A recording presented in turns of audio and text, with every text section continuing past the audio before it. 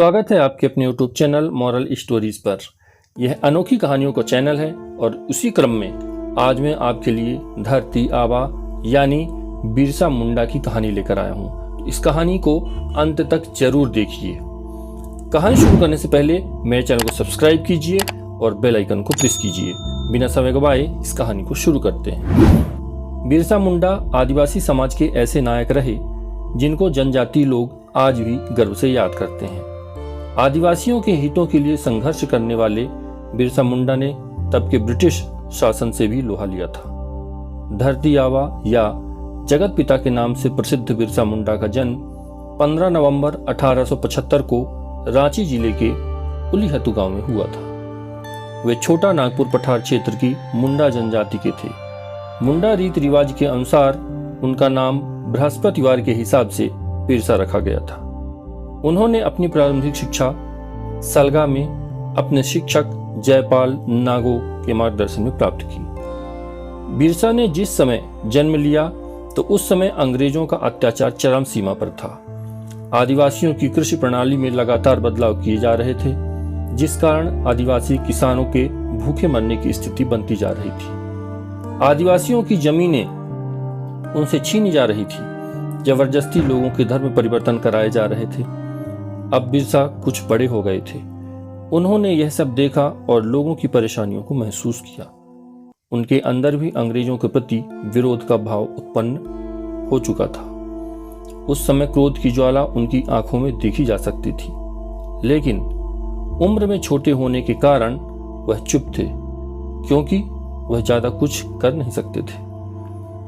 वह अपने गुस्से को शांत करके सही समय का इंतजार कर रहे थे, कब वह बड़े हो जाएं और अंग्रेजों को उनकी नानी याद दिलाएं। माना जाता है कि उन्हें एक स्कूल में अपनी अच्छी पढ़ाई करने के लिए अपना धर्म बदलकर क्रिश्चियन बनना पड़ा था और ईसाई धर्म को अपनाना पड़ा था। लेकिन बाद में उन्होंने फिर से हिंदू धर्म में वापसी की और हिंदू ग्रंथों को पढ़कर उनसे हिंदू ज्ञान को प्राप्त किया और अपने हिंदू आदिवासी लोगों को हिंदू धर्म के सिद्धांतों को समझाया।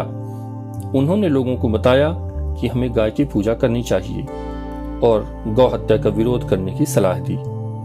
उन्होंने अंग्रेजों की दमन नीति का विरोध करने के लिए अपने मित्र भाइयों को जागरूक किया। उन्होंने सभी को एक नारा दिया, रानी का शासन खत्म करो, अपना साम्राज्य स्थापित करो। धीरे धीरे आदिवासियों के हितों के लिए उनका विद्रोह इतना उग्र हो गया था कि उन्हें लोग धरती आबा यानी धरती पुत्र कहकर बुलाने लगे। बिरसा अंग्रेजों के अत्याचार देख रहे थे। कुछ समय बाद अंग्रेजों ने आदिवासियों की जमीनों पर कब्जा करने लगे, क्योंकि आदिवासी उनको लगान नहीं दे पा रहे थे। यह सब उनसे देखा न गया और उन्होंने खुलेआम बिना किसी डर के अंग्रेजों के विरुद्ध विद्रोह की घोषणा कर दी। उन्होंने कह दिया कि वह किसी भी अंग्रेजों के नियमों का पालन नहीं करेंगे और उन्होंने अंग्रेजों को ललकारते हुए कहा, हमारी जमीनें छीनना इतना आसान नहीं है। ये जमीनें सदियों से हमारी हैं, इन पर केवल हमारा अधिकार है। ये तुम लोगों के लिए अच्छा होगा कि तुम लोग सीधे तरीके से अपने देश लौट जाओ, वरना हम तुम्हारा क्या करेंगे इस बात का तुम लोगों को अंदाजा भी नहीं है। हम तुम्हारी लाशों के ढेर लगा देंगे। लेकिन शासन ने यह सब अनसुना कर दिया और बिरसा को उनके साथियों के साथ गिरफ्तार कर लिया। दिनांक 9 अगस्त सन 1995 को पहली बार बिरसा को गिरफ्तार किया गया, लेकिन उनके साथियों ने उनको रिहा करा लिया। बिरसा की गिरफ्तारी के कारण लोगों में अंग्रेजों के खिलाफ आंदोलन की आग बढ़ चुकी थी। बिरसा जब जेल से निकले तो उन्होंने इस आग को ठंडा नहीं होने दिया। उन्होंने इस संघर्ष में सक्रिय लोगों से सहयोग मांगा और अनेकों छोटे छोटे संगठन बनाए।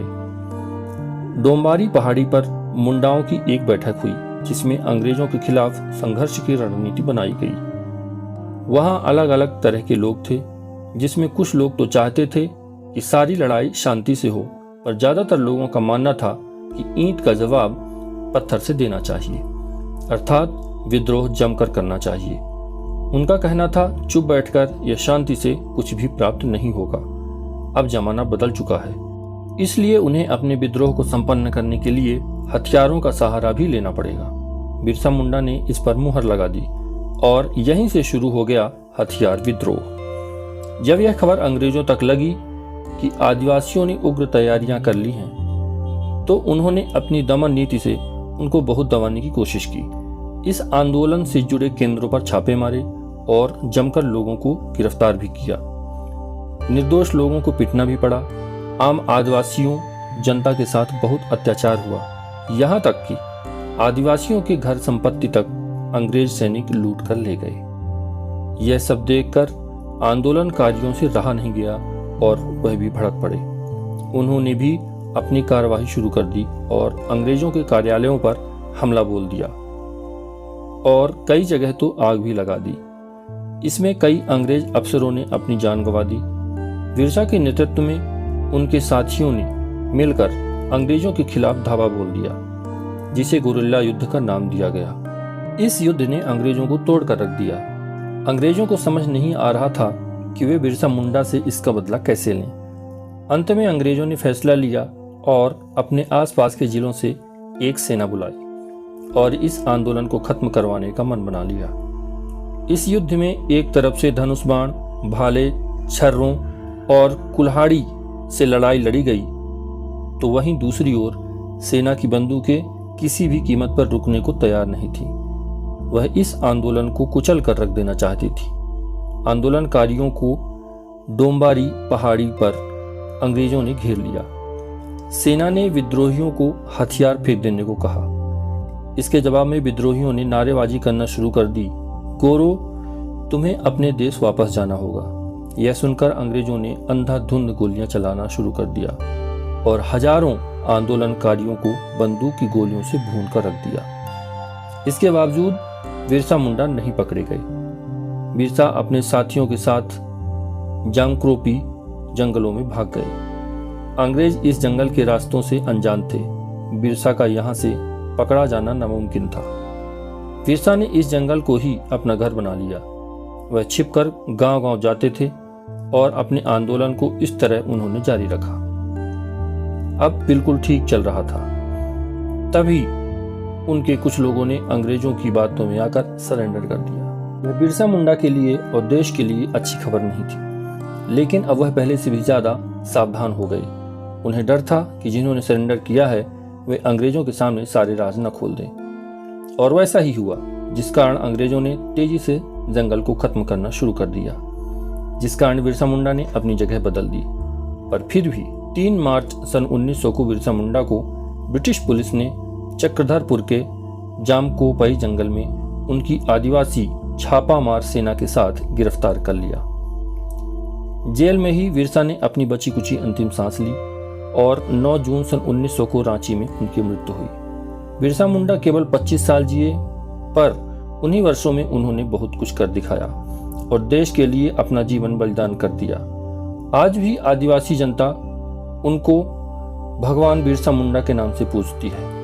उन्होंने धर्म को राजनीति से जोड़ दिया और एक राजनीतिक सैन्य संगठन बनाने के उद्देश्य से प्रचार करते हुए गांव की यात्रा की। बिरसा मुंडा ने आदिवासी समुदाय को लामबंद किया और औपनिवेशिक अधिकारियों को आदिवासियों के भूमि अधिकारियों की रक्षा हेतु कानून बनाने के लिए मजबूर किया। उनके प्रयासों के परिणाम स्वरूप छोटा नागपुर काश्तकारी अधिनियम पारित किया गया, जिसने आदिवासी से गैर आदिवासियों में भूमि के स्थानांतरण को प्रतिबंधित कर दिया। झारखंड के इतिहास में बिरसा मुंडा एक ऐसा नाम है जिसका जिक्र करना ही काफी है। इसका नाम सुनते ही वहां के लोगों की आंखों में चमक की रोशनी देखने को मिल जाती है। वहां के युवा उन्हें अपना आइडियल मानते हैं। दोस्तों, बिरसा मुंडा की कहानी आपको कैसी लगी मुझे कमेंट करके जरूर बताइए। अच्छी लगी हो तो एक लाइक कर दीजिए। ज़्यादा से ज़्यादा इस कहानी को अपने दोस्तों के साथ शेयर कीजिए और ऐसी ही कहानियों के लिए मेरे चैनल को सब्सक्राइब कीजिए, बेल आइकन को प्रेस कीजिए। मैं ऐसी ही कहानियाँ आपके लिए लाता रहता हूँ। धन्यवाद।